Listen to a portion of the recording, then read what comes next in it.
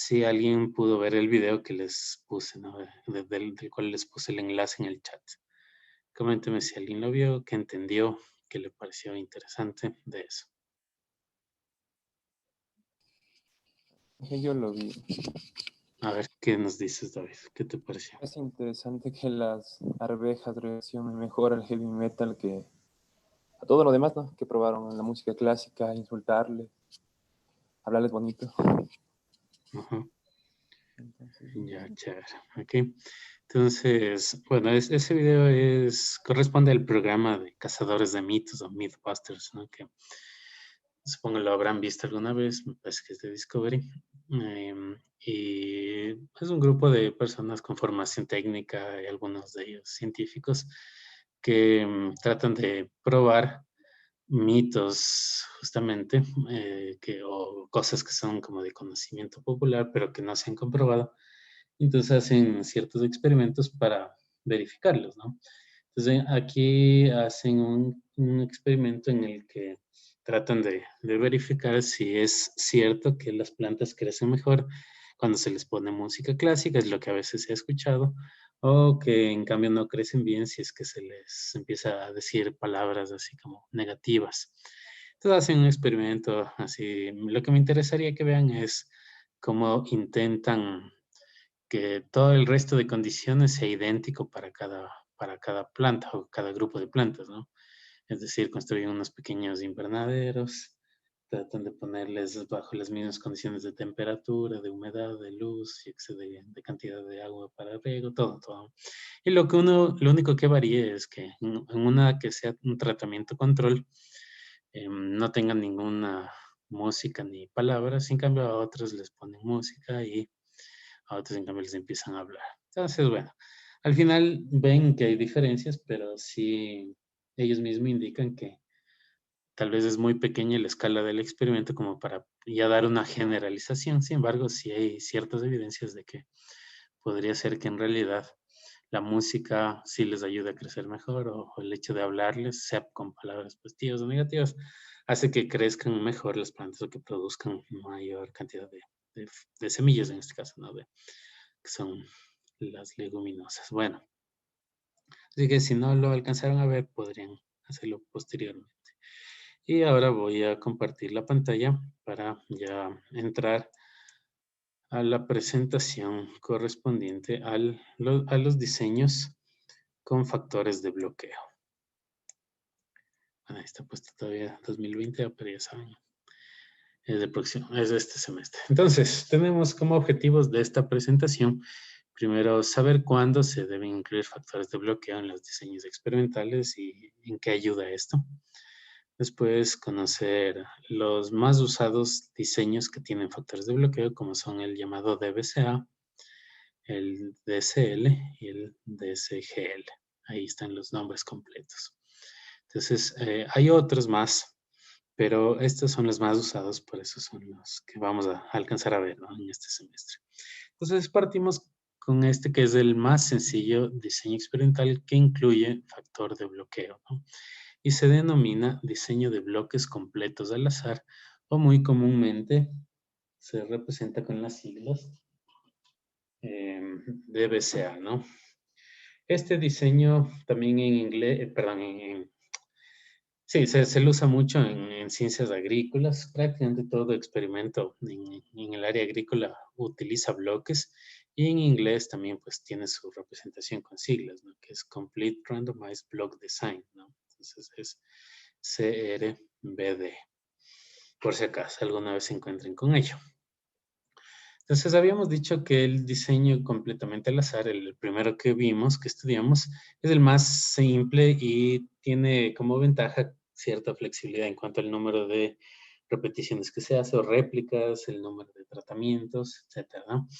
Pero no funciona cuando las unidades experimentales son heterogéneas, ¿no? Es decir, porque ahí se asume que todas las unidades experimentales son similares entre sí, entonces no importa a cuál de ellas se aplique qué tratamiento, van a dar resultados parecidos.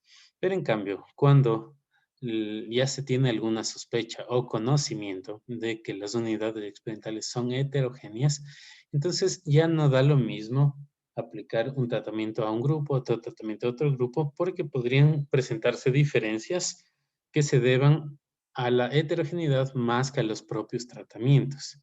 Por ese motivo es que aquí se aplica el principio fundamental, ¿no?, de los diseños experimentales, que es el bloqueo, en el cual se forman grupos que se llaman bloques, de modo que dentro de cada bloque sí exista homogeneidad.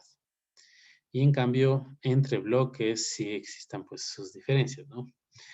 Pero ahí lo importante va a ser que todos los tratamientos se prueben en todos los bloques. Y de ese modo se puede diferenciar qué parte de la variabilidad que se observa ya en los resultados se debe a los tratamientos y qué parte se debe a los bloques o a las propias características de las unidades experimentales. Así que vamos con un par de ejemplos para tratar de entender mejor cómo se podrían formar estos bloques. Entonces, veamos estas dos imágenes, nos hablan de dos posibles escenarios para un estudio que se quiera hacer en bovinos, ¿no? En el primer escenario, imaginemos, tenemos como unidades experimentales un grupo de vacas de la raza Holstein, que más o menos se encuentran sanas, de unos 3 años de edad, y un peso parecido entre ellas y excediendo 600 kilogramos. ¿Qué pasa cuando tuviéramos este escenario? Entonces se espera que todas reaccionen o respondan de una forma parecida a un determinado tratamiento. Entonces aquí no importa cómo se les agrupe, a quiénes se les aplique el tratamiento, se esperarían respuestas homogéneas también. Pero ¿qué tal si estamos en el segundo escenario, en el de abajo, el del lado derecho, en donde ya tenemos una diversidad? Por ejemplo, hay de distintas razas, de distintos sexos, edades y pesos. Entonces, acá podríamos tener problemas, ¿cierto? Que si queremos aplicar tratamientos de forma aleatoria, puede ser que el tratamiento A lo apliquemos a un toro ya de edad avanzada, ¿no? De raza Holstein. Después, el tratamiento B lo aplicamos sin darnos cuenta, en cambio, a una ternera de raza Brahman, etc. Entonces, ¿ahí qué va a suceder? No se va a tener respuestas uniformes, ¿no? Uno puede ser que reaccione o responda más rápidamente que otro a cierto tratamiento. Entonces, ya no se podría comparar tan fácilmente porque se esperaría que haya esta diferencia en las respuestas. Entonces, aquí se puede aplicar el tema del bloqueo. Se podría, por ejemplo, bloquear el sexo. Entonces, hacer un grupo que sea solo de vacas, otro grupo de solo de toros. Ese podría ser un primer factor de bloqueo. Después podría hacerse también otro, en cambio, de acuerdo con la raza. Entonces, ¿cuántas razas hay? Entonces, cada raza es un grupo, o un bloque, mejor dicho. Después, en edades, podría ser por rangos, ¿no? Y que las que sean menores de 6 meses, de 6 meses a un año, de un año a 3 años, más de 3 años, yo qué sé, me invento, ¿no? Y después en pesos también podría hacerse algo parecido, por rangos, ¿no? Todos los que pesen menos de 300 kilos, de 300 a 400, 400 a 500, 500 a 600, algo así, ¿no?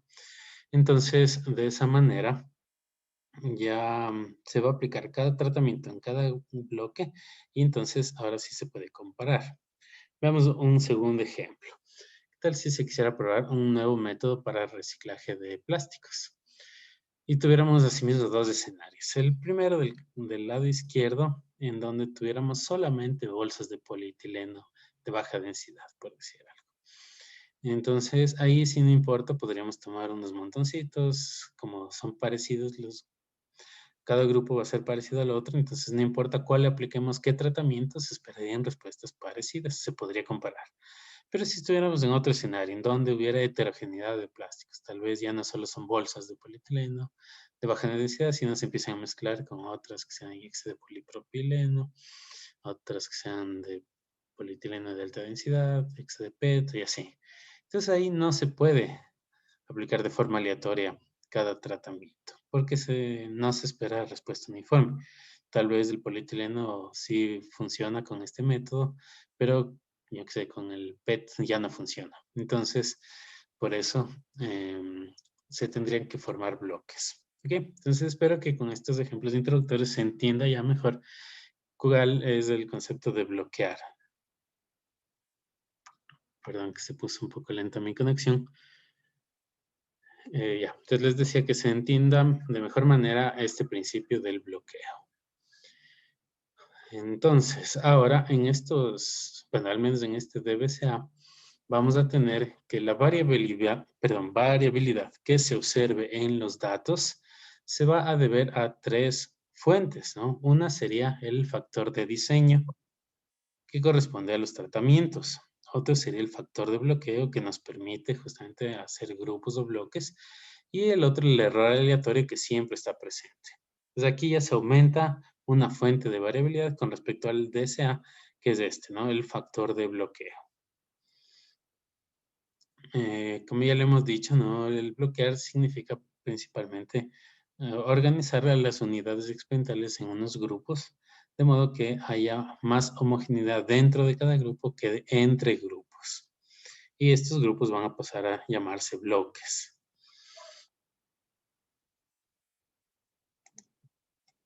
Acá observamos algunos ejemplos muy característicos de factores que podrían considerarse como factores de bloqueo.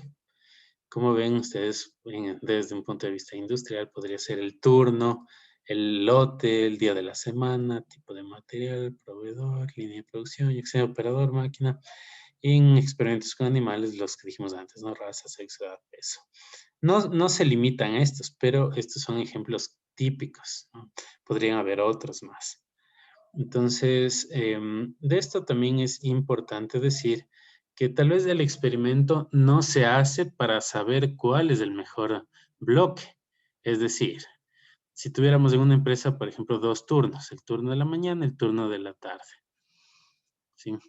Entonces, como se sabe que hay diferentes personas trabajando en cada turno y tal vez las de la mañana están de mejor ánimo, las de la tarde puede ser que estén un poco más cansadas, se esperaría que sí hayan diferencias, ¿no? Entre cada turno, pero no se busca con este tipo de diseño saber cuál es el mejor turno, porque igual van a seguir habiendo dos turnos en la empresa.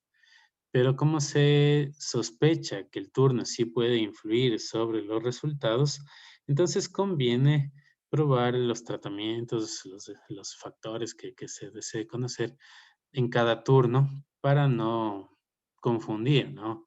Después, qué parte de los resultados se debe al turno y qué parte se debe a los tratamientos.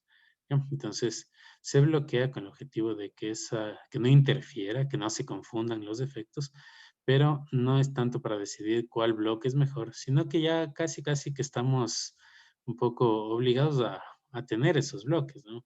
No vamos a eliminar algunos de estos bloques, no vamos a eliminar un turno porque tuvo resultados menos aceptados, ¿no? Sino que seguiremos trabajando con ello, pero interesa más bien decidir con respecto al otro factor, ¿no? Recordemos que este tipo de diseños están clasificados dentro de aquellos que son de un solo factor, que es el factor de diseño, del cual en cambio sí nos interesa tomar decisiones. Bueno, vamos viendo algunas ya características puntuales parecidas a las que hemos dicho, pero de forma más sistemática. Entonces, las unidades experimentales van a ser heterogéneas, pero cuando se agrupan formando bloques, ya se hacen homogéneas dentro de cada bloque. En cada bloque debe tenerse un número de unidades igual al número de tratamientos, porque se debe probar cada tratamiento en cada bloque. Entonces, si tenemos, por ejemplo, 4 tratamientos que se van a probar, en cada bloque debería haber un número de unidades de 4 o múltiplos de 4, ¿no? De forma tal que cada tratamiento, repito, se pueda probar en cada bloque. De ahí el nombre de bloques completos, ¿no? En cada uno de los bloques debería poder probarse cada tratamiento, de ahí, repito, el nombre de bloques completos. Después, ya la distribución de los tratamientos dentro de cada bloque se realiza de forma aleatoria, es decir, no siempre va a ser ABCD, ABCD, ABCD, sino que se va poniendo en orden aleatorio, ¿no? ABCD, DBCA, CBAD, lo que sea. Y acá prácticamente cada bloque va a ser una réplica, debería ser más que repetición, ¿no? Cada bloque será una réplica, ¿ok? De esta forma, sí, al formar estos bloques, se evita confundir, ¿no? Las diferencias debidas a las unidades experimentales de las que se deben a los tratamientos Finalmente, también sería un tipo de diseño que se pueda probar, por ejemplo, en etapas finales de alguna experimentación para encontrar una variedad mejorada de alguna planta, por ejemplo, o de algún proceso, porque se podría replicar, ¿no? Replicar los experimentos en diferentes ciudades, por dar un ejemplo, para ver si se siguen observando mejores resultados. Entonces, ¿qué tal si en algún sitio, en alguna ciudad determinada, se prueba un tratamiento post cosecha para determinada fruta? Luego habría que probar en otras ciudades a ver si sigue siendo el mejor, ¿no? Donde ya pueden haber otras condiciones ambientales de temperatura, por ejemplo, humedad relativa, yo qué sé. Entonces ahí también se aplicarían diseños con bloques. Bueno, vean ustedes acá, se muestra un ejemplo de cómo se podrían asignar los tratamientos dentro de cada bloque. Entonces observen algo, y es que el número de bloques, ojo, el número de bloques no necesariamente debe ser igual al número de tratamientos. Vean que aquí tenemos 5 tratamientos, A, B, C, D, E, y tenemos solo 4 bloques. Eso no importa, no hay problema con ello. Lo que sí importa es que cada tratamiento se pruebe en cada bloque. Si se fijan acá, siempre aparece una vez cada tratamiento en cada bloque. Y luego están puestos de forma aleatoria acá, ¿no? No están siempre en el mismo orden, sino en diferentes órdenes. Esto más importa cuando se hacen experimentos en el campo agrícola o pecuario, ¿no? Porque, por ejemplo, se divide un terreno en unas parcelas o en columnas, hileras, yo qué sé, y ahí habría que, el orden así importaría bastante. Si es que se habla de experimentos, ya por ejemplo a nivel de laboratorio, más tendría que ver esto con el orden de corrida. Entonces, primero haríamos el tratamiento B, luego el A, luego el E, luego el C, luego el D en el bloque 1. Perdón. A ratos se pone un poco lento mi internet, pero bueno, espero que sí me estén escuchando. Bien. Les decía luego, ¿no? Entonces, esto tiene más que ver con ubicación en experimentos que se hagan en el campo, pero tiene que ver con orden de corrida cuando se hagan experimentos de tipo de laboratorio o en la industria. En cuanto al modelo estadístico, va a ser parecido al que vimos para el DSA, pero se aumenta un elemento en esta fórmula, ¿no? Y es este. De modo que cada observación va a ser igual a la media poblacional más el efecto del tratamiento, que es este tau, más el efecto del bloque, que es esta beta, y más el efecto del error aleatorio que siempre está presente. Entonces miren acá, I sería el número de tratamientos, J el número de bloques, que no necesariamente va a ser igual. Acá vamos a tener más de un juego de hipótesis. Para los tratamientos vamos a tener tanto una hipótesis alternativa como una nula. La alternativa nos va a decir que algún tratamiento sí tiene efecto significativo. La nula, en cambio, que todos los tratamientos son iguales o que su efecto es de cero. Pero vamos a tener algo similar en cuanto a los bloques. Entonces, la hipótesis nula nos dirá que el efecto de todos los bloques es igual entre sí e igual a cero. En cambio, la alternativa nos dirá que al menos para un bloque, su efecto es distinto de cero. Es decir, que sí influye sobre los resultados. La tabla de la ANOVA va a tener, por lo tanto, una fila más que es esta de los bloques. Entonces, en cuanto a fuentes de variabilidad, vamos a tener tratamientos, bloques, el error aleatorio y el total, que es la suma de los tres. Asimismo, en cuanto a suma de cuadrados, grados de libertad, cuadrados medios. Y ahora, si ustedes lo notan, acá vamos a tener dos F calculados. Uno para los tratamientos, otro para el bloque. Y también van a aparecer dos valores P. Pero en cuanto a la decisión que se tome, se siguen los criterios parecidos a lo explicado en el diseño anterior. Y es que si el valor de P es menor o igual a 0,05, se rechaza la hipótesis nula. En cambio, si fuera mayor, no se la rechaza. Pero lo mismo se aplica sea para tratamientos o para bloques, ¿no? En cuanto a rechazar la hipótesis nula. Y entonces vamos a ir con un ejemplo. Primero lo leemos y de ahí lo vamos a resolver en el StatGraphics. Entonces, nos habla de un experimento llevado a cabo para estudiar la efectividad de 4 detergentes para lavar ropa blanca.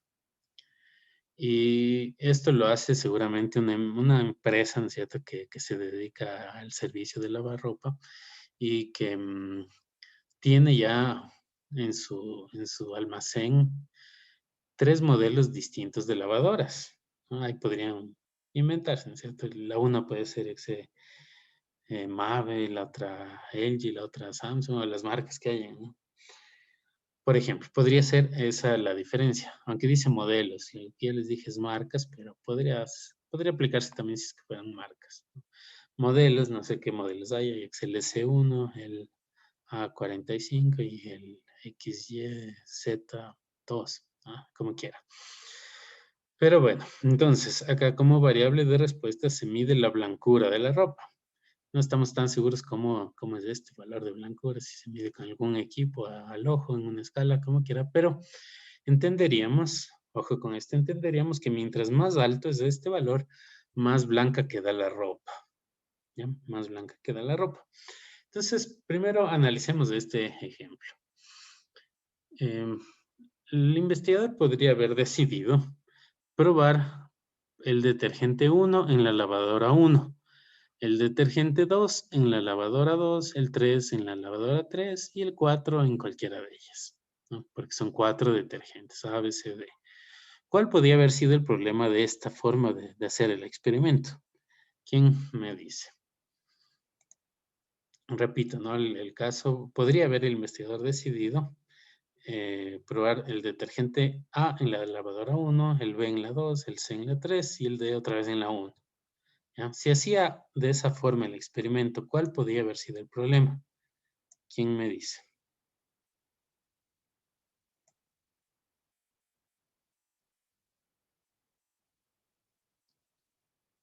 Que no se cumplía con la aleatoriedad y se podían generar sesgos. Ok, sí, sí va por ahí, pero más específicamente para este ejemplo.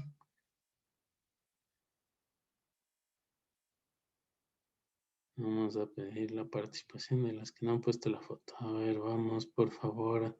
Dani Parco. ¿Qué problemática podría presentarse en este escenario que les estoy planteando? Buenos días, Inge. Buenos días. La verdad, yo también estaba pensando en que esto de la aleatoriedad podría ser el problema. Ya, o sea, va por ahí, ¿no? Pero el problema hubiera sido el siguiente, escuchen, que tal vez dé mejores resultados el detergente A, que se puso en la lavadora 1, pero no sea por el detergente, sino ¿por qué? Por la lavadora. Tal vez esa lavadora es mejor, da más ciclos, lo que sea, y por eso se obtiene ropa más blanca. ¿Ya? O por el contrario, en cambio, la lavadora 3 es la más viejita, entonces justo ahí le puse el detergente C, y entonces da peores resultados. A eso hubiera sido la problemática, que no se puede diferenciar qué parte de esa blancura obtenida se debe al detergente y qué parte se debe a la lavadora. Entonces, al bloquear, lo que se hace, como ustedes pueden ver en la tabla de datos, es probar cada detergente en cada lavadora. Entonces, de esa forma ya se va a poder distinguir si se debe esa blancura al detergente o a la lavadora, puesto que ya se probó en cada una de las lavadoras y ya se puede distinguir, ¿no? Ya se puede diferenciar. Esa es entonces la lógica de haber usado como factor de bloque la lavadora, que es la maquinaria en este ejemplo. Bueno, vamos a llevar a cabo el ejercicio en el estado de Graphics.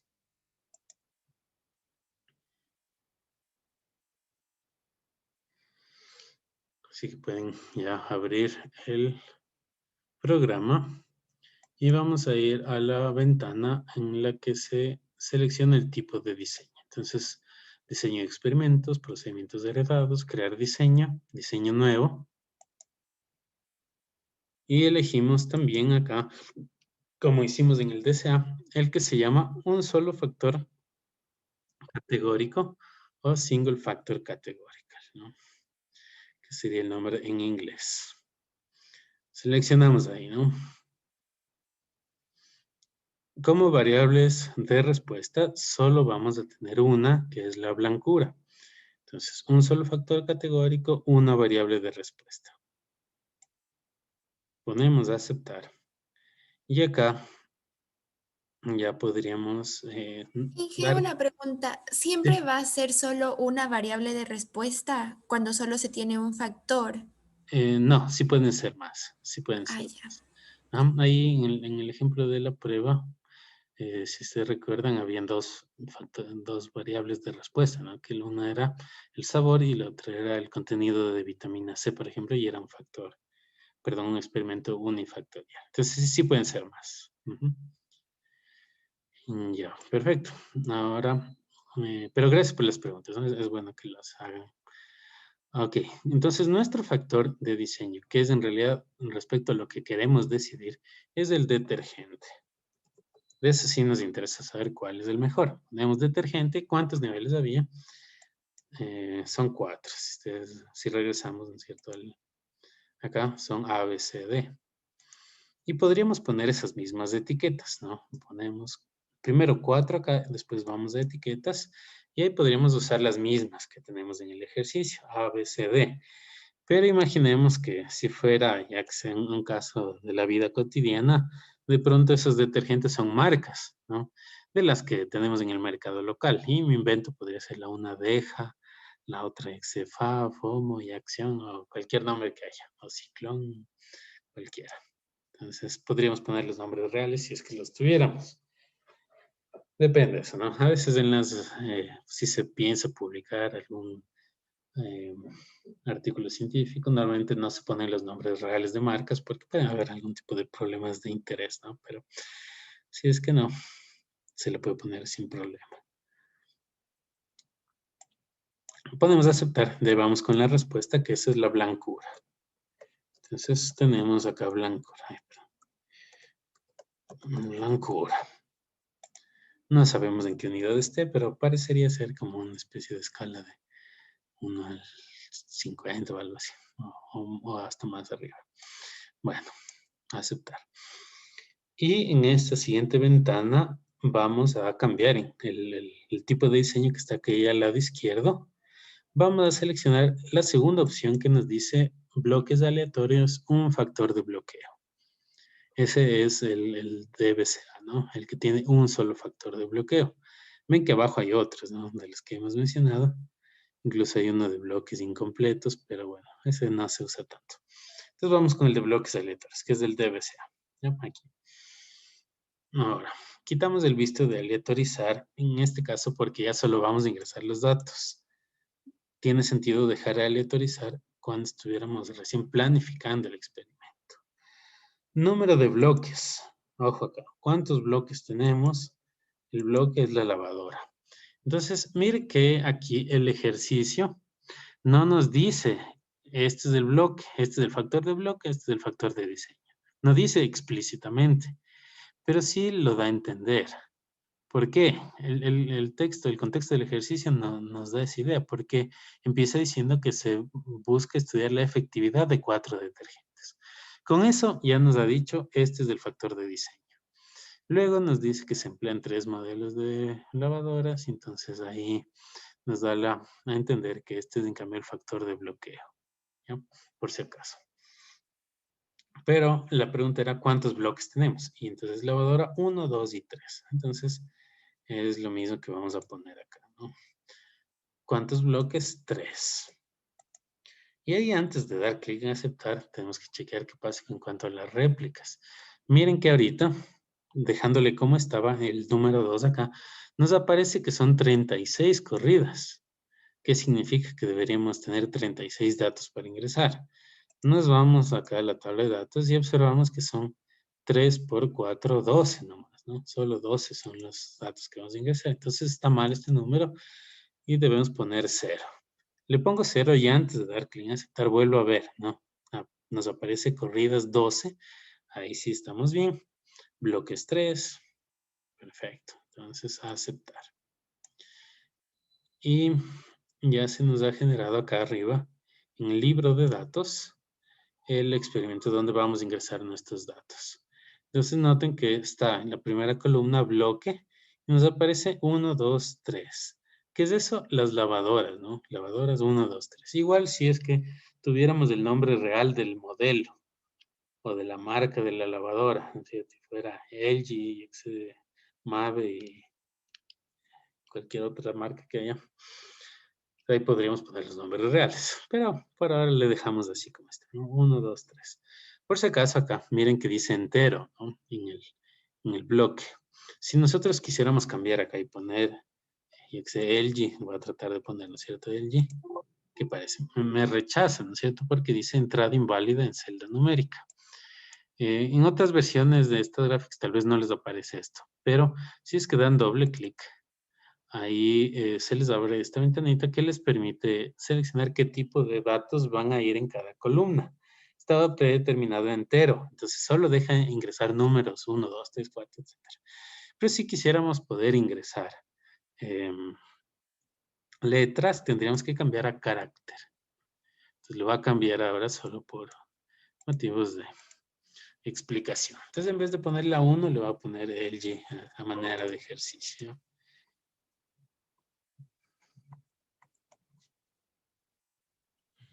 Las otras le va a dejar como 2 y 3, ya, solo para que vean que así se podría cambiar. Bueno, luego de hacer eso, ahí sí vamos a ingresar los datos. ¿Qué los tenemos acá, no? Debemos ingresar en la columna de la respuesta, que es la blancura. Vemos en qué orden se debería hacer. Notemos que primero vamos a ingresar los 4 datos de la lavadora 1, luego los otros datos de la lavadora 2 y luego los de la lavadora 3. Entonces vamos a hacer columna por columna, por si acaso. Así que hay que tener cuidado en no ingresar en cambio de izquierda a derecha, que no es el caso en este ejemplo. Entonces ponemos 45, 47, 50 y 42. 43, 44, 49, 37. Ya tenemos 51, 52, 57 y 49. Ok. Entonces, luego de haber hecho eso, ya vamos con el análisis de los datos.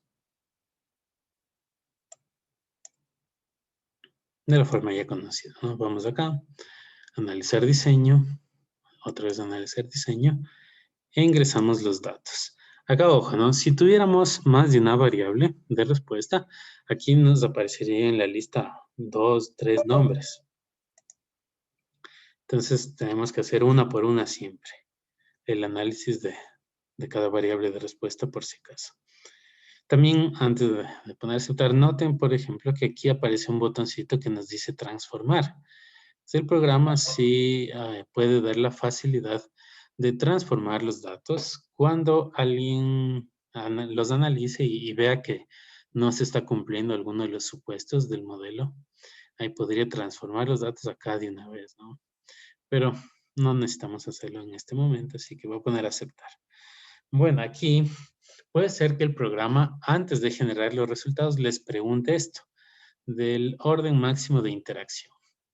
Entonces, le vamos a dejar en 1, porque aquí estamos hablando de un diseño unifactorial, aunque tiene un factor de bloqueo, pero tiene un solo factor de diseño. Por eso solo va el 1.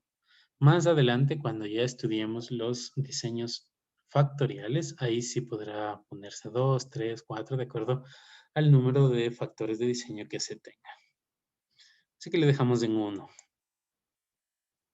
Asimismo, si es que nos pregunta, podemos elegir que se grafiquen todos. Unos nos van a servir más que otros, pero en fin, ponemos todos. Y vamos a aceptar. Y así podemos ya ir analizando nuestros resultados. La primera tabla solo es como un pequeño resumen del tipo de diseño. Ya la segunda es la que nos interesa analizar en primer lugar. Ojo con esto. Siempre vamos a analizar el ANOVA antes de ir a los gráficos y las otras tablas, porque se interpretan en función de la ANOVA. Bueno, damos doble clic para que se haga más grande y observamos los resultados. Vean que el programa nos facilita hasta colocando en color rojo, ¿no? Porque el valor P es menor a 0,05, es bastante bajo, de hecho. Y entonces, incluso ustedes ven acá abajo, ¿no? Puesto que dos valores P son menores que 0,5, estos factores tienen efecto estadísticamente significativo. Entonces, entendemos, de acuerdo con estos resultados, que el tipo de detergente sí afecta significativamente a la blancura, pero también lo hace el bloque, que era la lavadora en este ejemplo. Ambos tienen efecto significativo. ¿Ya? Hasta el momento no sabemos cuál tiene mejores resultados, solo sabemos que influyen de forma significativa. Entonces sí podemos ir a los diferentes gráficos y tablas para ya diferenciar. Recordemos que este primer gráfico solo pone los puntos, ¿no? los resultados donde se hayan obtenido. No permite todavía diferenciar si hay diferencias, valga la redundancia, significativas entre los detergentes. Pero bueno, más bien nos vamos a ir a este tercer gráfico. El de acá es el llamado ANOVA gráfico. Presenta la misma información que la ANOVA, ¿no? Es decir, nos muestra, por ejemplo, en bloque cómo están diferenciados. Ya nos da cierta pauta de que sí tiene efecto significativo el bloque y cuál bloque tiene resultados más altos, ¿no? Lo mismo para los detergentes. Pero es mejor ver el gráfico de medias que está acá. Entonces, notemos aquí qué pasa con respecto a los detergentes. Si la pregunta de tipo prueba sería, ¿cuál es el mejor detergente? ¿Qué deberían responder?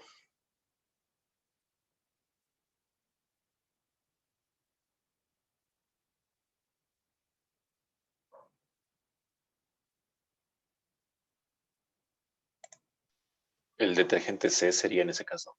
Sí, correcto. El detergente C y está solo en primer lugar. Entonces, el detergente C, mi punto desde la perspectiva estadística, es el mejor, ¿no? Porque está solito en primer lugar, arriba, ¿no? En blanco, ahora que está en una escala. Mientras más alto es el valor, más blanco es. Entonces, el detergente C sería el número 1. De ahí estarían empatados en el número 2, el A y el B, y en último lugar estaría el D. Esa sería la forma de ver esto de acuerdo con el intervalo o el método de Fisher al 95% de confianza. Pero recordemos que podríamos cambiar esto y clic derecho, opciones de ventana, podríamos más bien pedir que sea por Tukey. Perdón. ¿Qué pasa cuando le cambiamos? Si notaron, se hizo un poquito más grande este intervalo, pero los resultados, sin embargo, son iguales, ¿no? Que antes. El detergente C sigue siendo el mejor, solo en primer lugar, luego el A y el B, y el D más abajo, con el método de Tukey. Y así podríamos, pues, de pronto ver los otros, el de Chefé, de Bonferroni, pero no, normalmente no se esperan resultados muy diferentes entre sí. Ahí pueden ir, ahí prácticamente son iguales estos dos. Bueno, vamos a volver al de LCD. Y noten otra cosa, que aquí en esta misma ventana se puede cambiar a bloque. Estaba graficándose el detergente, ya vimos que el C era el mejor, y ahora podríamos ir a bloque. Y aceptamos, y ahora en cambio están aquí colocadas las lavadoras, ¿no? Y podemos ver que la lavadora 3 es la que da mejores resultados. Luego viene la 1, que era la que le puse el Y, y luego la 2, que está acá, ¿no? Entonces sí hay diferencia entre las tres lavadoras. Y ahí justamente está el tema que les mencionaba antes. ¿Qué tal si no hubiéramos bloqueado lavadora? Entonces, tal vez el detergente que iba en la lavadora 3 nos daba buenos resultados, pero no era por el detergente, sino por la lavadora. Pero ahora, como hemos ya probado todos los detergentes en todas las lavadoras, ahora sí estamos separando la variabilidad que se debe al detergente de la que se debe a la lavadora. Eso es lo que hace la ANOVA. Entonces, estos resultados sí son más confiables. Pero como les decía, ahora la empresa ya tiene las tres lavadoras, ¿no? Los tres modelos de lavadoras y tal vez no va a dejar de usar ninguno de ellos. Sin embargo, sí puede darse cuenta, perdón, volviendo al otro gráfico, cuál era el mejor detergente. Entonces va a ver que es del C. Entonces ahora va a comprar el detergente C y va a usar en sus lavadoras y todo bien, ¿no? Pero ahí es importante también resaltar que si es que se eligieron estos 4 detergentes, se entendería que se hizo un análisis previo para poder saber que sí iban a probar esos 4. Entonces se entendería que tal vez los 4 tienen un precio que sea similar entre ellos, ¿no? Y entonces directamente ya se podría elegir el detergente C.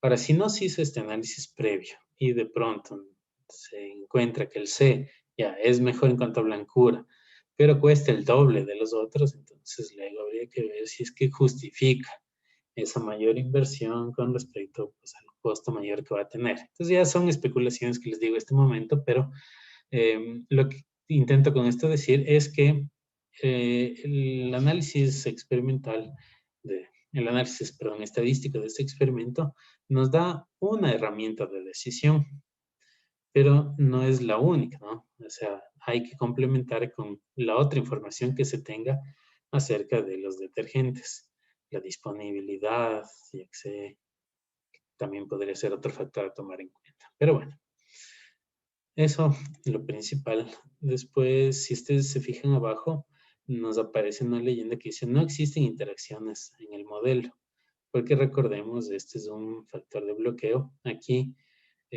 no se considera que pueda haber una interacción entre los dos factores, es decir, entre el detergente y la lavadora. Ya por eso no se grafican interacciones. Ya en los diseños factoriales, ahí sí se toman en cuenta interacciones, entonces ahí en su momento hablaremos de este gráfico. Y en los otros 3 gráficos que nos aparecen acá abajo, se puede verificar el cumplimiento de los supuestos del modelo. Entonces tenemos aquí residuos versus detergente. Este nos ayuda a ver algo ya relacionado con la igualdad de varianza o con la normalidad, ¿no? Se espera que hayan datos que la mayoría estén cerca del 0 y hay pocos que se alejen y asimismo que la dispersión sea similar entre todos. Entonces, aquí, como pueden notar ustedes, tal vez la dispersión de A parece ser más pequeña que la de D. Ya parecería, ¿no? Que aquí hay como más dispersión. Entonces, pueden tenerse ciertas sospechas de que no se cumpla con el modelo de igualdad de varianza, pero se puede complementar viendo el siguiente gráfico, que es el de acá, ¿no?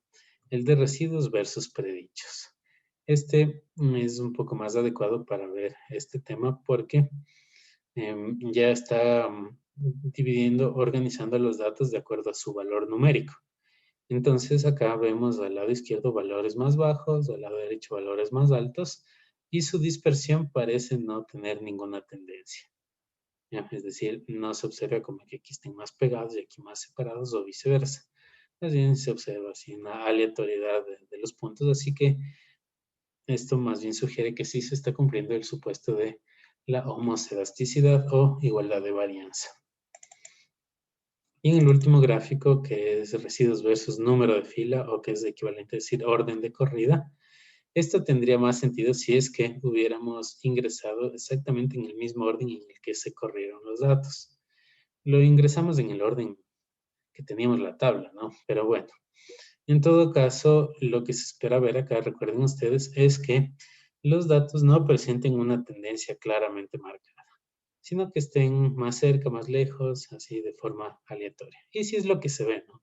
Está cerca, intermedio, intermedio, más cerca, intermedio, más lejos, más cerca, y así, ¿no? Entonces no hay tendencia, por lo tanto se puede asumir que sí se está cumpliendo el supuesto de independencia. Ahora, para verificar el supuesto de normalidad, más les recomiendo, recuerden ustedes, ir acá a gráficos exploratorios, gráfico de probabilidad normal con blancura, que esos son los resultados de la variable dependiente. Y ahí nos fijamos en el sesgo y la cortosis estandarizados que estén entre -2 y +2, ¿no? Como dice acá abajo. Si no están fuera del rango, entonces se asume que sí se cumple. Y por otro lado, este otro gráfico nos muestra que todos los puntos están dentro de este intervalo, ¿no? Señalado por estas líneas de color rojo. Entonces, sí se estaría cumpliendo. Bueno, volvemos al análisis principal. No olvidemos que abajo tenemos la tabla de medias. Está con el... aquí lo que se muestra es cómo se dibujan los gráficos de medias, justamente, ¿no? Entonces, si estamos hablando del detergente, aquí está el valor de la media, en esta columna de aquí. Voy a usar el anotador. Si en esta columna, estos son los valores que van en la mitad del gráfico de medias, ¿no? Estos que estarían, no me acuerdo en qué orden estaban. Bueno, aquí podríamos ver. Entonces el A está aquí, el B está un poquito más arriba, el C está más arriba y el D está más abajo, en cambio. Estas serían las medias, ¿no? Es este valor de aquí. Después tenemos que el límite inferior nos dice hasta dónde llega por abajo. Entonces este llega, ya que sea abajo, hasta 44, arriba hasta 47. Este llega abajo hasta 46. No, así arriba hasta 49. Y así. Son los límites inferior y superior. Están acá. Está aquí acá. Perdón. Ya, algo así. Ahora este error estándar nos indica qué tanta desviación puede tener la media que se ha calculado acá a partir del experimento con la media real que podrían tener los valores si se hiciera ya que sea con 100 repeticiones o algo así, ¿no? Entonces, es bastante aceptable, ¿no? Este error estándar con respecto a la media, ¿no? Es menos de 1 y esto está en el orden de los 45 a 50, algo así. Entonces, está bastante bien ese error estándar. Es decir, los datos sí tienen un buen nivel de confiabilidad. En cambio, un parecido sería para los bloques, ¿no? Tendríamos acá la media de cada lavadora, de dónde a dónde va cada rango, ¿no? Es esta información de esta tabla, lo que se usa para construir el gráfico de medias. Entonces aquí también consideren que se podría hacer una pregunta tipo prueba, ¿no? De el intervalo de confianza con el 95% para el nivel de blancura alcanzado con el detergente A. Entonces, ¿qué tendrían que hacer? Poner que es de 44.71 a 47.94. Ahí se puede redondear un poquito, ¿no? No, 72 y 95. Ya esos son, como dice acá arriba, intervalos de confianza del 95%. Y bueno, finalmente tenemos estas tablas acerca de las pruebas de rangos múltiples, ¿no? En donde ya nos muestra entre qué parejas hay diferencias significativas y entre cuáles no hay. Ahorita está para detergente, ¿no? Entonces vean que nos muestra los grupos homogéneos. Si pusiéramos las letras que dijimos el otro día, sería A, B, B y C, ¿no? A, B, B y C. Y acá ya solo nos indica que la única pareja que no tiene diferencia significativa es A y B. Las otras sí tienen. Que es lo mismo que podemos ver en los gráficos, pero aquí por si acaso tuviéramos alguna vez un gráfico que no alcanzamos a ver, ¿no? Que está así como cerquita el límite inferior de un tratamiento con el límite superior de otro y no estamos seguros si es que se llegan a superponer o no. En el gráfico podemos ir a las tablas, ¿no? Y ahí sí chequear con esto qué mismo está pasando. Bueno, eso entonces lo relacionado con este tipo de diseño experimental, el diseño de bloques completos al azar. Noten cómo podrían ser preguntas igual tipo prueba, ¿no? Primero, determinar hipótesis nulas y alternativas asociadas con el experimento. Si esta fuera la pregunta en la prueba, ¿cómo se debería responder? Sería más o menos algo así. Para el detergente sería la hipótesis nula. El tipo de detergente no influye significativamente sobre el nivel de blancura alcanzado en la ropa blanca. Y la alternativa sería que el tipo de detergente sí influye sobre el nivel de blancura. Y en cambio, para la lavadora, que es el bloque, sería parecido. La hipótesis nula, el tipo de lavadora, o mejor dicho, el modelo de lavadora, como dice acá arriba, no, perdón. El modelo de lavadora no afecta significativamente el nivel de blancura. Y la alternativa sería que sí influye, significativamente. Pregunta B. Con base en la ANOVA, ¿se aceptan o se rechazan las hipótesis nulas? Vamos a la ANOVA.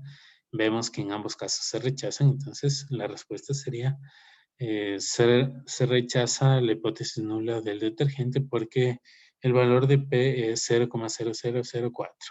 Y también se rechaza la hipótesis nula de la lavadora porque el valor P es 0,0001. Una respuesta sí que se podría dar. Pregunta C dice, indicar si existe un detergente más efectivo que los otros. ¿Cómo se debería responder? No olvidar que hay que decir sí o no. A veces dan toda la explicación y se olvidan de decir sí o no. Entonces, la respuesta sería sí. El detergente se genera niveles de blancura estadísticamente superiores a los de los otros detergentes. Un tipo de respuesta, algo así, ¿no? Bueno, acá ya se van poniendo los resultados. Siempre esto lo hago para que vayan verificando si les sale igual, ¿no? Cuando ya lo hagan en sus propios computadores. Aquí está el gráfico de medias. Y tenemos acá otro ejercicio que no lo vamos a hacer por motivos de tiempo ahora, pero les podría servir por ahí de repaso. ¿Sí? Entonces, en este siguiente ejemplo, tenemos una empresa que almacena leche, ¿no? En unos hilos, que son unas cisternas de unos 60,000 litros, ¿no? Así muy grandes. Y lo que parece que está fallando es la temperatura de estos hilos, ¿no? Que deben mantenerlos en temperaturas de refrigeración para que no se estropee la leche. Entonces, el experimento que se hace, como ven ustedes, prueba los hilos, porque ahí parece estar el problema, ¿no? Silo A, B, C, D, E, son 5 que se tienen. Pero se hace por 5 días, ¿no? Y como la temperatura de un día a otro puede estar variando, ¿no? Entonces se toma como factor de bloque el día. Como están ahí lunes, martes, miércoles, jueves y viernes. Y entonces para cada silo se toma la temperatura cada día de la semana. Y entonces se van registrando todos esos valores, son los que se observan ahí. Y a continuación se analiza si es que hay algún problema. Entonces, aquí igual, como dijimos para el ejemplo anterior, ¿cuál hubiera sido el problema si no se bloqueaba? ¿Qué tal si el lunes vamos a medir la temperatura del silo A? Y es un día frío, como hoy, que hoy es martes, ¿no? Pero bueno, vamos de pronto al jueves y medimos la temperatura en el silo B. Y ahí en cambio es un día caluroso, y nos sale una temperatura más alta, pero tal vez no es tanto por el silo, sino por la temperatura ambiental del día, ¿no? Entonces, por eso se toma la decisión de bloquear, ¿no? El día y tomar todos los días la temperatura en todos los silos. Entonces, ahí ya diferenciamos qué parte de la variabilidad observada se debe al día, qué parte se debe al silo, y verificamos si hay algún problema o no. Bueno, noten aquí, ¿no? Tal vez ya solo viendo los valores, se sugiere que de pronto el día miércoles fue como más caluroso que el jueves, por dar un caso, ¿no? Por los valores que ya se están presentando. Pero eso no se podría haber sabido si es que no se hacía como factor de bloque. Bueno, para ganar tiempo vamos a ir ya al siguiente tipo de diseño experimental, que es el llamado diseño en cuadrado latino, representado con las letras DCL. Parecido al anterior, así que si se entendió el DBCA, el DCL es muy similar, pero tiene 2 factores de bloque y una característica adicional que vamos a mencionar. Entonces, miren acá, ¿no? Tenemos todavía un factor de diseño o de tratamiento, igual que antes, pero ahora tenemos 2 factores de bloqueo. Entonces, en total hay 4 fuentes de variabilidad. el factor de diseño, los dos de bloqueo y el error aleatorio. ¿Por qué se llama diseño encuadrado primero? ¿Por qué encuadrado? Porque ahora sí, ¿no? Los tres factores se prueban en la misma cantidad de niveles. Ojo con eso, los tres factores, es decir, el de diseño y los dos de bloqueo deben tener el mismo número de niveles. Por eso se llama cuadrado. Casi se podría decir que un nombre mejor sería cúbica, ¿no? Que tiene tres dimensiones, pero son como de igual lado. Lo que pasa en un cuadrado es que cada lado tiene igual extensión, ¿no? Entonces acá sería algo en ese sentido. Cada factor el mismo número de niveles.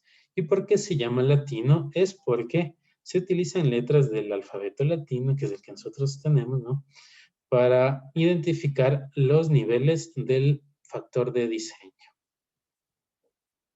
Y entonces, ya cuando se establece un diseño en el campo, por ejemplo, o en un arreglo dentro de un experimento con animales, que vamos a ver un ejemplo, o si quisiéramos más bien analizar el orden de la corrida, tendríamos aquí ya un ejemplo de cómo hacerlo. Es importante también que cada letra, ojo con eso, cada letra aparezca solo una vez por fila y solo una vez por columna, más o menos como un sudoku. Entonces vean ustedes, la A solo aparece aquí arriba en esta primera columna y acá a la izquierda en esta primera columna. No aparece otra vez. Si nos vamos luego acá, tenemos la A. Es la única vez que aparece en esta fila, la única vez que aparece en esta columna. Entonces, eso también es una característica que debe cumplir este tipo de diseño. Entonces, repito, sea la ubicación espacial del experimento o sea al orden en el que se llevan a cabo las corridas experimentales. Quiere decir que si un factor de bloque es el día, en el día 1 hacemos primero el tratamiento A. En el día 2 hacemos primero el tratamiento B, en el día 3 el C, en el día 4 el D. Si fuera día, ¿ya? Y así. Si fuera máquina 1, 2, 3, 4. Entonces, en la máquina 1 hacemos primero el A, luego el B, luego el C, luego el D.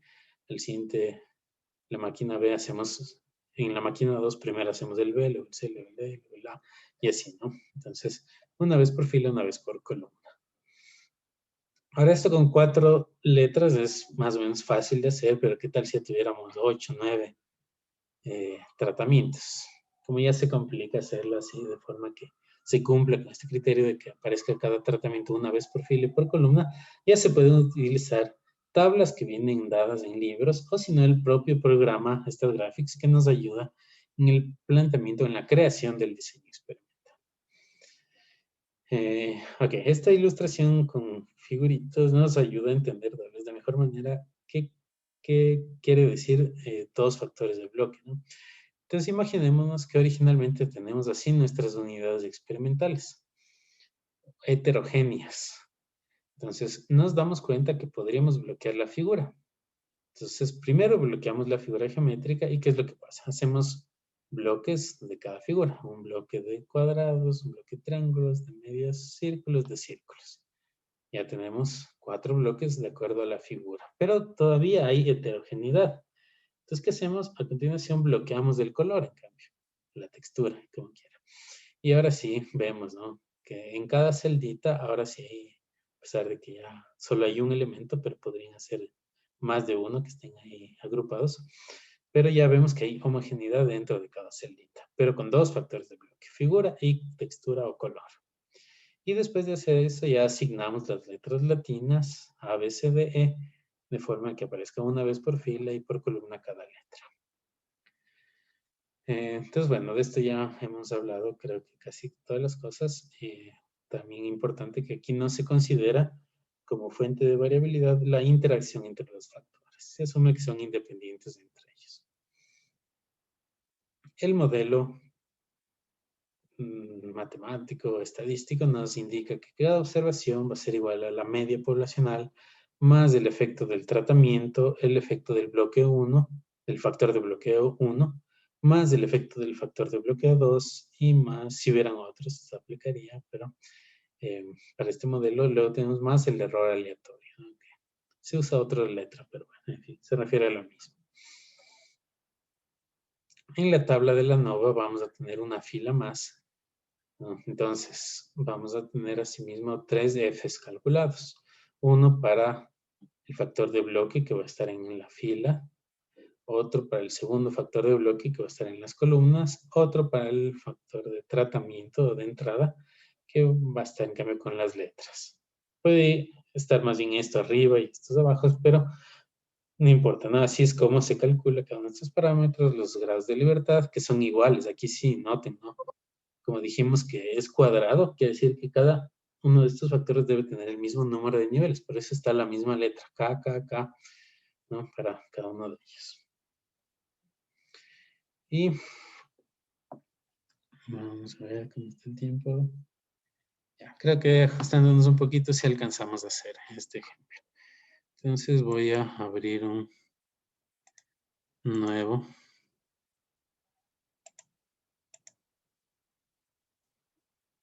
archivo del StatGraphics y vamos a llevar a cabo el ejercicio. Muy parecido a lo que ya vimos antes. Es decir, vamos a crear el diseño tal cual como si fuera el DCA o el DBCA. En la última ventana es donde va a cambiar. Entonces elegimos un solo factor categórico. Vamos mejor a revisar primero en qué consiste el ejercicio. Vean ustedes acá. Nos dice que se prueban 4 raciones alimenticias, que sería A, B, C y D.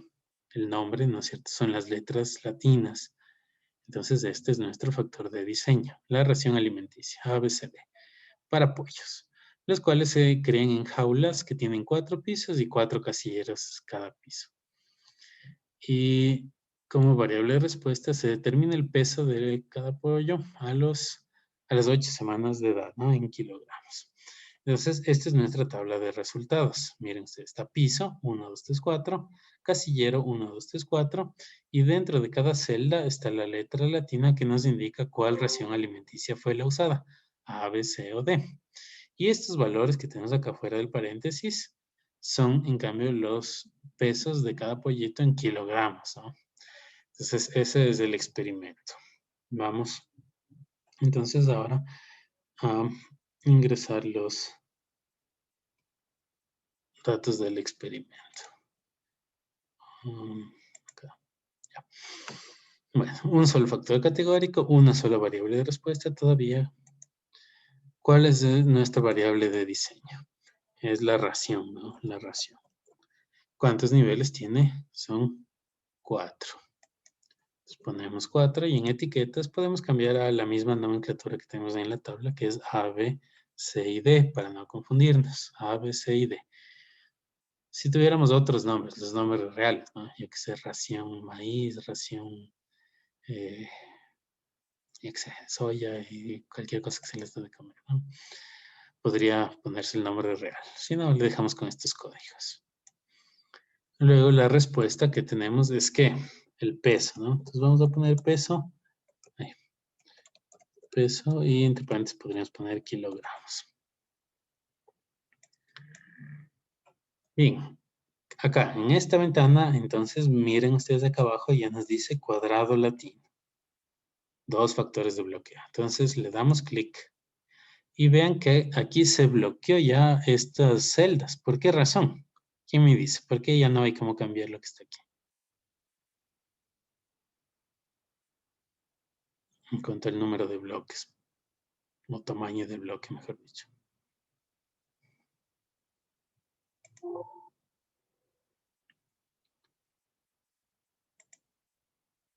¿Alguien? ¿Por qué no hay cómo cambiar estos parámetros?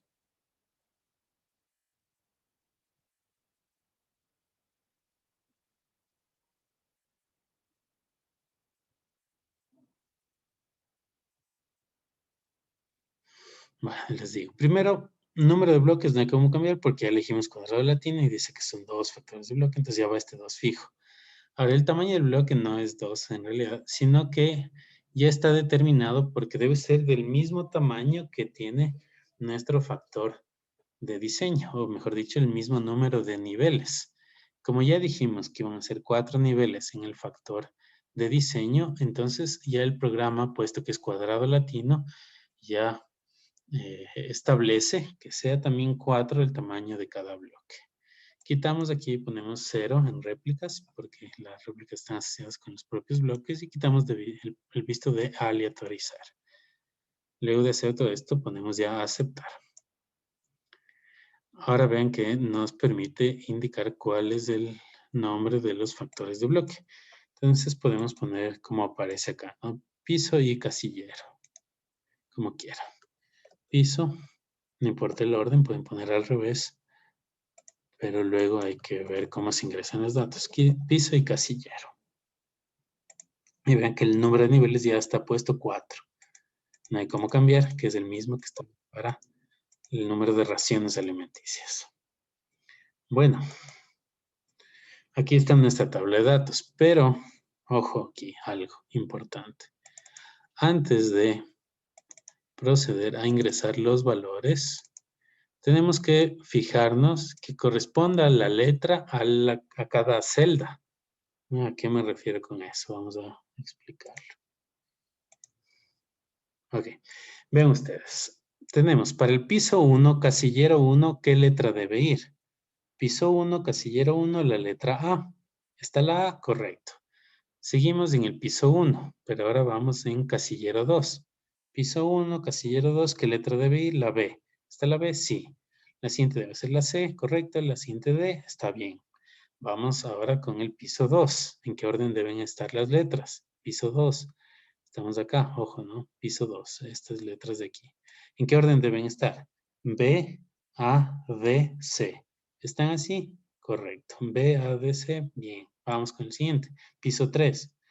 ¿En qué orden deben estar? C, D, B, A. ¿Cómo están? C, D. Y aquí está al revés. Está A, B. Entonces tenemos que cambiar manualmente. Ojo con eso. Aquí cambiamos manualmente y ponemos B. Y acá ponemos A. Y vamos al último piso, piso 4. Las letras deben estar en el orden D, C, A, B. Vamos viendo D, C y aquí está B, A. Entonces también vamos a cambiar A y B. Cambiamos manualmente teniendo precaución de usar mayúsculas, minúsculas, tal cual está. Porque si ponemos otra letra, si arriba estaba la B mayúscula y aquí ponemos minúscula, le considera como otro tratamiento. Así que, ojo, con tener cuidado con eso. Y ahora sí está en el orden adecuado y vamos a ir ingresando entonces también los datos así verticalmente. 1,40. Ya, aquí puse coma y hay que poner punto en mi compu. Entonces 1,40, 1,35, 1,38, 1,39. Si les rechaza es porque hay que usar coma en lugar de punto o viceversa. 1,38, 1,28, 1,40, 1,39. Seguimos, tercer piso, ¿no? 1,40, 1,45, 1,45, 1,42, 1,40. Y el piso 4, 1,60, 1,62, 1,63 y otra vez 1,60. Listo. Hemos terminado de ingresar los datos. Después ya los resultados van a ser muy similares a los que vimos para el DCA. No hay mucha vuelta que dar acá. Le ponemos 1, pedimos todas las tablas y gráficos y se genera algo muy parecido a la anterior. Vamos a la tabla de la ANOVA, nos fijamos en los valores P y sucede que la ración alimenticia no tuvo efecto significativo. Está un valor P alto. El casillero tampoco. Pero el piso sí tiene, ¿no? El piso sí tiene. Entonces, luego se podría interpretar qué es lo que está sucediendo. Pero finalmente lo que nos interesaba decidir es con respecto a la ración alimenticia.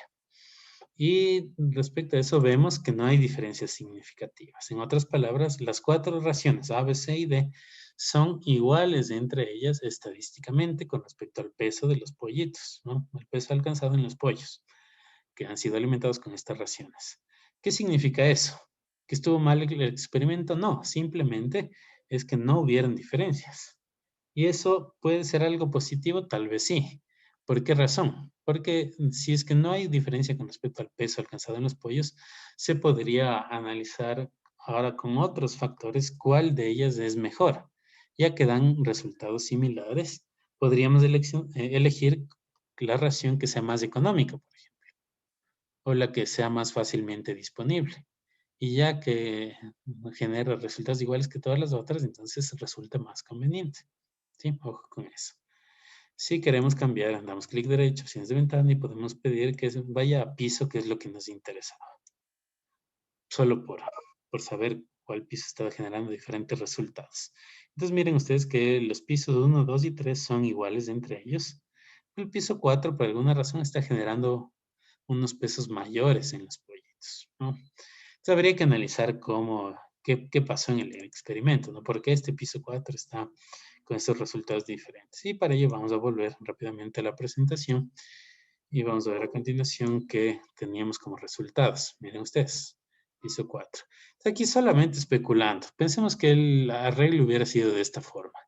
Ahí está, ¿no? Cada piso, tendríamos piso 1, 2, 3 y 4, casillero 1, 2, 3, 4 y las letras estarían ahí. Aquí el dibujo de alguna forma nos muestra que los pollitos de abajo del piso 4 son los que están como más grandes por alguna razón. Entonces alguien podría ponerse a especular y decir, ¿por qué razón sucede esto? Tal vez es que parte del alimento que comen los de arriba se va cayendo, se va cayendo, se va cayendo y llega acá, pero como ya abajo es el piso, ya les toca más comida a estos de aquí abajo. Podría ser una posible explicación. Otra podría ser que como están más abajo, están más calientitos por los de arriba, ¿no? Que les tapan del viento. Y así, ¿no? Podrían haber otras explicaciones. Pero en todo caso, con esto ya terminamos por hoy. ¿Qué es lo que sucede aquí de importante? Si es que hubiéramos probado, por ejemplo, la ración A acá arriba, la ración B acá en el segundo piso, la ración C en el tercer piso y la ración D del alimento en el cuarto piso, de pronto nos salía que era mejor la ración D, pero no es por sus propias propiedades, sino más bien porque estaba en este piso que por alguna razón generaba mejores resultados. En cambio, al haber probado cada ración en cada piso y en cada casillero, ya pudimos ver que en realidad no tenía efecto significativo. Bueno, quedamos ahí por hoy, jóvenes. Cualquier pregunta pueden hacerla. Recuerden que te pueden tener horas de consulta fuera de la clase y ya hoy más tarde calificaré las pruebas. Gracias a todos por su atención.